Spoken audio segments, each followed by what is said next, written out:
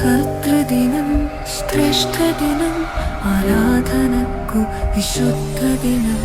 Hallelujah ഗാനം ചൊല്ലി ഹൃദയങ്ങൾ വാഴ്ത്തിടാം.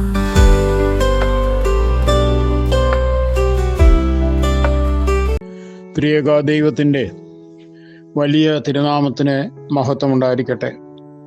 കർത്താവിൽ അനുഗ്രഹീതരെ വിശുദ്ധമായ 25 നോയമ്പിലേക്ക് നാം പ്രവേശിച്ചിരിക്കുന്നു. അനുഗ്രഹീതമായ നോമ്പിൻ്റെ നാളുകൾ നമുക്ക് ഭൗതികമായി ലഭിച്ചിരിക്കുന്നതായ കൃപകളെയും ആത്മീയമായി ലഭിച്ചിരിക്കുന്ന നൽവരങ്ങളെയും കുറിച്ച് ബോധ്യമുള്ളവരായി തീരുവാൻ ചിന്തകൾ ഉതകട്ടെ എന്ന് പ്രാർത്ഥിക്കുകയാണ്. മനുഷ്യ ജീവിതം നശ്വരമാണ്. അതുകൊണ്ട് തന്നെ മനുഷ്യൻ്റെ സകല സമ്പത്തുകളും നശ്വരമാണ്. എന്നാൽ പണത്തോടുള്ള മനുഷ്യൻ്റെ അത്യാർത്തിയും അക്കാരണത്താലുള്ള വഞ്ചനയും ഒക്കെ കാണുമ്പോൾ പണത്തിൻ്റെ മായികതയിൽ നാം വിഭ്രമിക്കാതിരുന്നെങ്കിലേ അത്ഭുതമുള്ളൂ. യഥാർത്ഥത്തിൽ പണമെന്ന് പറയുന്നത് എന്താണ്? പണത്തിന് ഉചിതമായൊരു നിർവചനം ബ്രിട്ടീഷ് ദിനപത്രം നടത്തിയ ഒരു മത്സരത്തിലൂടെ ഇപ്രകാരം വായിക്കുകയുണ്ടായി: സന്തോഷം ഒഴികെ മറ്റെന്തും വാങ്ങിത്തരുവാൻ കെൽപ്പുള്ള വസ്തുവാണ് പണം. സ്വർഗത്തിലേക്കൊഴികെ മറ്റെങ്ങോട്ടുമുള്ള ടിക്കറ്റ് വാങ്ങാനും അത് ഉപകരിക്കും. പണം സംസാരിക്കുമ്പോൾ സത്യം നിശബ്ദമാവുന്നു എന്നാണല്ലോ പഴഞ്ചൊല്ല്. പണത്തിൻ്റെ കാര്യം വരുമ്പോൾ സത്യം മാത്രമല്ല, ധർമ്മവും നീതിയും സ്നേഹവും ഒക്കെ പുറത്താക്കപ്പെടുന്നു എന്നതാണ് യാഥാർത്ഥ്യം. പണം സമ്പാദിക്കുന്നത് തെറ്റാണെന്നോ ധനസമ്പാദനത്തിൽ ദൈവസഹായം തേടരുതെന്നോ ഒന്നും ആരും പറയില്ല. ദൈവത്തെ പങ്കാളിയാക്കിയെങ്കിൽ മാത്രമേ നീതിപൂർവമായ രീതിയിൽ പണം സമ്പാദിക്കാനും ചെലവഴിക്കുവാനും നമുക്ക് കഴിയും. സർവസമ്പന്നനാണ് ദൈവം. ധനം സമ്പാദിക്കുന്നവർ അവിടുത്തെ സമ്പന്നതയിലാണ് പങ്കുചേരുന്നത്. പക്ഷെ നമ്മുടെ ധനസമ്പാദനം ഭൗതിക തലത്തിൽ ഒതുങ്ങി നിൽക്കരുത്.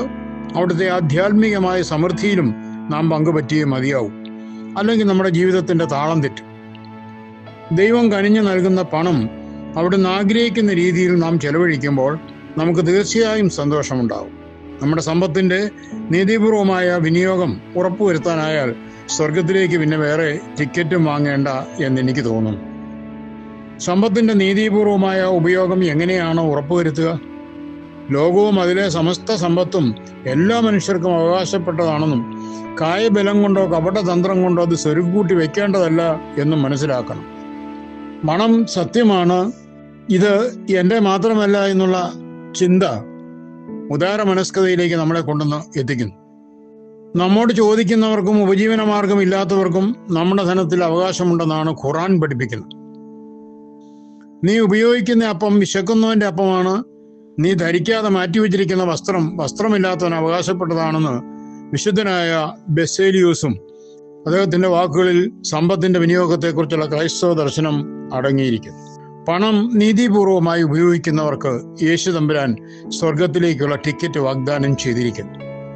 വിശുദ്ധനായ മത്തായി എഴുതിയ സുവിശേഷം 25-ാം അധ്യായം 34 മുതൽ 40 വരെയുള്ളതായ വാക്യങ്ങൾ നാം വായിക്കുമ്പോൾ അവിടെ അതിന്റെ അവസാന ഭാഗത്ത് ഇപ്രകാരം പറയുന്നു: എൻ്റെ ഈ ഏറ്റവും ചെറിയ സഹോദരന്മാരിൽ ഒരുത്തന് നിങ്ങൾ ചെയ്തിടത്തോളം എല്ലാം എനിക്ക് ചെയ്തു എന്ന് ഞാൻ സത്യമായിട്ടും നിങ്ങളോട് പറയുന്നു. അതിനു മുമ്പായിട്ട് അദ്ദേഹം പറയുന്നുണ്ട്: എനിക്ക് വിശന്നു, നിങ്ങൾ ഭക്ഷിപ്പാൻ തന്നു; ദാഹിച്ചു, നിങ്ങൾ കുടിപ്പാൻ തന്നു; ഞാൻ അതിഥിയായിരുന്നു, നിങ്ങൾ എന്നെ ചേർത്തുകൊണ്ടു; നഗ്നനായിരുന്നു, നിങ്ങൾ എന്നെ ഉടുപ്പിച്ചു; രോഗിയായിരുന്നു, നിങ്ങൾ എന്നെ കാണുവാൻ വന്നു, തുടങ്ങിയ പല കാര്യം. അതിന്റെ വിശദീകരണമാണ് അവസാനമായിട്ട് പറയുവാനായിട്ട് ഇടയായി. എന്നാൽ ഒരു വാഗ്ദാനം ഇതിനു മുമ്പായിട്ട് തമ്പുരാൻ പറയുന്നുണ്ട്: എൻ്റെ പിതാവിനാൽ അനുഗ്രഹിക്കപ്പെട്ടവരെ, വരുവിൻ, ലോക സ്ഥാപനം മുതൽ നിങ്ങൾക്കായി ഒരുക്കിയിരിക്കുന്ന രാജ്യം അവകാശമാക്കിക്കൊള്ളുവിൻ. അതായത് എൻ്റെ നാമത്തിൽ നിങ്ങൾ മറ്റുള്ളവരുടെ സങ്കടങ്ങളിൽ പങ്കുചേരുകയും അവരെ സഹായിക്കുകയും കരുതുകയും ചെയ്യുന്നെങ്കിൽ എൻ്റെ രാജ്യത്തിലേക്ക് നിങ്ങൾക്ക് പ്രവേശനമുണ്ടോ എന്ന് ഈ വേദഭാഗം വ്യക്തമാക്കുന്നുണ്ട്. അതേ, ദൈവപിതാവിൻ്റെ മക്കളാണ് നാം എല്ലാവരും. പിതാവ് നമുക്ക് കനിഞ്ഞു നൽകിയിരിക്കുന്ന സ്വത്തിന്റെ ന്യായമായ പങ്ക് സഹോദരൻ നൽകുകയാണ് വേണ്ടത്. അപ്പോൾ പിതാവ് നമ്മിൽ സംപ്രീതനാകും. നമ്മുടെ ജീവിതം ആനന്ദപൂർണമായി മാറും. ഭൗതികവും ആധ്യാത്മികവുമായ സമ്പത്ത് നാം എങ്ങനെ വിനിയോഗിക്കുന്നു എന്നതിലാണ് നമ്മുടെ ജീവിത തിളക്കം അടങ്ങിയിരിക്കുന്നത്. 2025 പൂർത്തിയാകാൻ ഇനി ഒരു മാസം മാത്രം.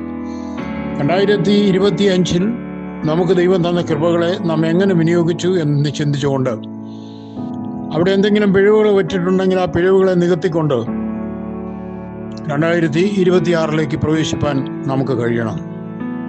നമുക്ക് ചിന്തിക്കാം. ദൈവം അനുഗ്രഹിക്കട്ടെ. നിങ്ങളുടെ ജോൺ പോൾ കോർപ്പിസ്കോപ്പ അച്ഛൻ.